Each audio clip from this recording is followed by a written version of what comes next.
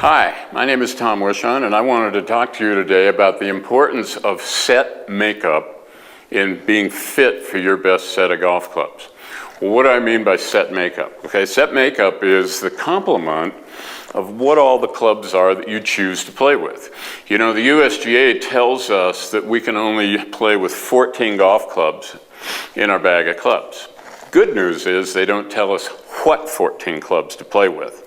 Now, the importance of set makeup is very, very prominent today, and the reason it is because of a lot of the changes that have gone on in the golf equipment industry within the standard specifications that the golf companies choose in making their golf clubs, which you see displayed on all the racks in all the big golf stores and pro shops around there. A couple of things have happened, you know, over the last 25 to 30 years gradually in the game. One, woods and irons have all gotten longer. Of course, drivers and fairway woods have gotten much longer in relationship to what they were than irons.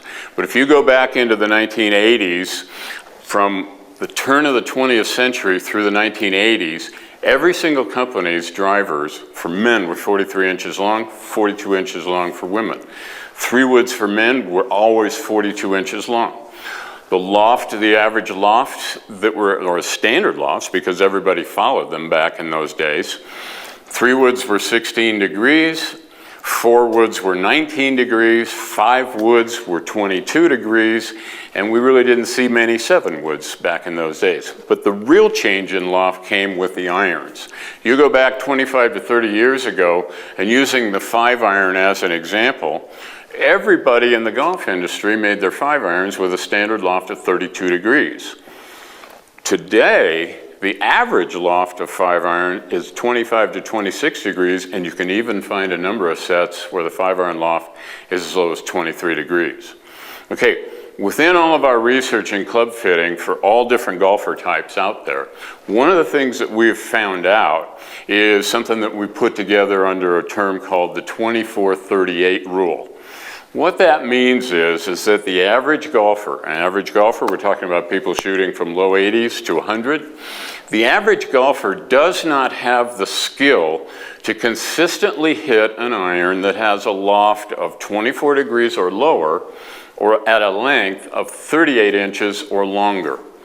See, in club fitting teaching, one of the credos that we put out there is the longer the length, the lower the loft, the harder the club is to hit.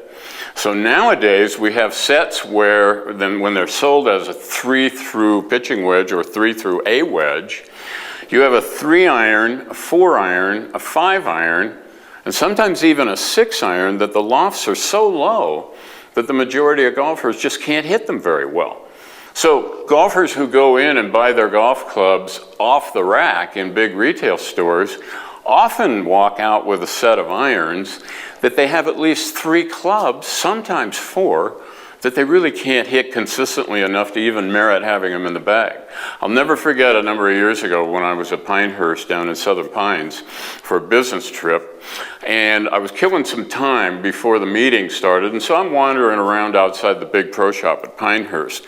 They were about to have a big shotgun start tournament, so they had all these golf carts lined up outside the shop. All the bags were sitting on there. Me being the golf equipment nut I always am, I had to walk through and just was looking at the golf clubs and all the bags. And after going through about, past about 20 bags of clubs, something just hit me just like a ton of bricks. Everybody's bag, the 3 iron, the 4 iron, and sometimes even the 5 iron were really, really shiny. But yet the other irons through the high lofts, the high numbered irons, were all beat up and used. Why? These golfers bought these irons. They found out after playing with them that these low-numbered irons had so little loft that they couldn't hit them very well, so they just quit using them.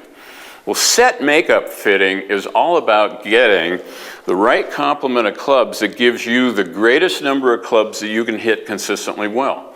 Okay, I know you've heard this before. The obvious point is to say, okay, get rid of the low-loft irons you can't hit and replace them either with hybrids or high-loft fairway woods, either one, because you can find and be fit for hybrids or high-loft woods that will hit the ball the same distance as if you could have hit those low-numbered irons perfectly well. So when I look at golfers' bags now, it's kind of funny. One of the judgments that I'll make, you know, if I see a bag that has a lot of little head covers in it, first thing I have that comes to mind, that's a smart golfer, okay? Because when you look at more hybrids in the set, it means that the golfer has come to a point where he understands that there's a limit to the loft he can hit consistently well, and he needs to not have irons in that area and to choose either high loft woods or hybrid clubs. Okay, when it comes to fitting hybrids, let's talk just a little bit about that because there's some important considerations out there. For us, in our research, in fitting and in club design, the only goal of a hybrid club is to replace the low loft irons that the golfer doesn't have the ability to hit consistently. So that means the hybrids need to be part of the iron set. And as such, that means that they need to correspond with the iron set so that you can get the same distance difference between the last iron and the hybrid and the other hybrids as you do between all of your conventional irons. After all, what's the function of a set of irons? To have a club that hits the ball a known specific distance with the same distance gap in between each one of those irons. That's how you play your most consistent golf. To fit hybrids as part of a set makeup, to go with conventional irons, one of the things that we strongly recommend that a lot of club fitters follow is to fit the hybrid to have the same length as the iron loft that you're trying to replace. So let's say, for example, your best fit 5-iron length was 38 inches, and you're going to get a 3 and a 4 hybrid. Then in custom fitting, you should have the 4 hybrid made to be 38 and a half, the 3 hybrid to be 39 inches, so they follow in the same length progression as your set of irons. In doing that, that's one of the first things to help you get consistent distance gaps between each of your irons, and then from your irons to transition into the hybrids. Well, the next one is the critical one, and that's, we're talking about the loft angle on the hybrid.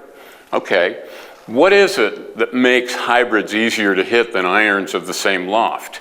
It's two things. Number one, your center of gravity in a hybrid is lower than it will be in an iron of the same loft. Why? Because you have a big wide sole on the hybrid compared to the width of the sole on the iron, which comprises a lot of weight, which pulls the center of gravity down. Helping that is the fact that the face height on your hybrids is not as tall as what you see overall counting the toe height on a low loft numbered iron with this. So your center of gravity is lower to help get the ball up a little bit easier or a little bit higher. But the second point in there is the fact that your hybrid is much broader from face to back than any of your irons. And so that means you've got a lot more weight sticking further back from the face, which is pulling the center of gravity of the hybrid head much farther back in relationship to the face and the shaft than can ever be expected when you look at a very narrow-bodied iron. That right there is the reason why hybrids are easier to hit than irons. Lower CG, more rear-located CG, both working together to help you get the ball up airborne. Coupling with that, if you create and make the lengths to match in with your properly fit lengths with your irons, that's how you work to make your hybrids fit well. One other point in this. Some golfers who've switched to hybrids have seen that if, let's say, for example, if they get rid of a 24-degree loft or a 23-degree lofted number 4 iron, and they replace it with a same loft in a hybrid club, they know, well, I hit that farther than when I hit a perfect shot with the 4 iron, so I do have a distance gap that's a problem. Okay, there are two reasons for that. Number one, most people have bought their hybrids off the rack made by one of the big companies, okay? The big companies, when they make their hybrids, tend to make them 1 inch to 2 inches longer in length than the iron of the same loft. And so that longer length for the most players is going to generate higher clubhead speed, which is then going to result in more distance. And then you're sitting there with a distance gap between your last iron and your first hybrid that can create problems for you depending on the length of the holes and second shots and par 3 holes that you play. So Fitting your hybrids so that they follow the same length progressions as your irons is going to help to get the distance gap down there.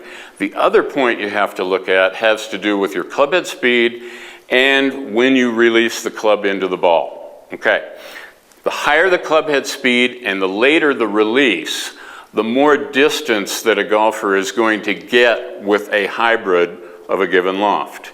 So in other words, if you're a golfer and let's say you're going to have a 4 hybrid and a 3 hybrid, you have a 27-degree loft 5-iron, so now you go to the 4 hybrid to get the proper distance gap. Let's say you have a higher than average club head speed. Your 5-iron club head speed is 80 miles an hour or higher. You're probably going to want the loft on that hybrid following up above the 5-iron to not be a 4-degree gap to go from, let's say, 27 down to 23 degrees, but probably from 27 to 25 degrees. That 2-degree loft change between an iron, a 5-iron, and a 4 hybrid may seem small, but because of the low center of gravity and the more rear located center of gravity, for a high club head speed player with a late release, he will hit the 25-degree hybrid compared to the 27-degree 5-iron with the same distance gap that he has between his irons. Now, as your club head speed goes lower, under 80, down into 70, and definitely under 70 into the 60s, this is when you're going to be fine using hybrid lofts that follow the same basic 4-degree increment change that's separating between your irons. So those are just a few of the points that we look at in terms of set makeup fitting to be able to get rid of the low loft irons that we don't have the ability to hit consistently, and then bring in clubs that replace that gives us the opportunity then to have more clubs we hit more consistently well. Thank you very much.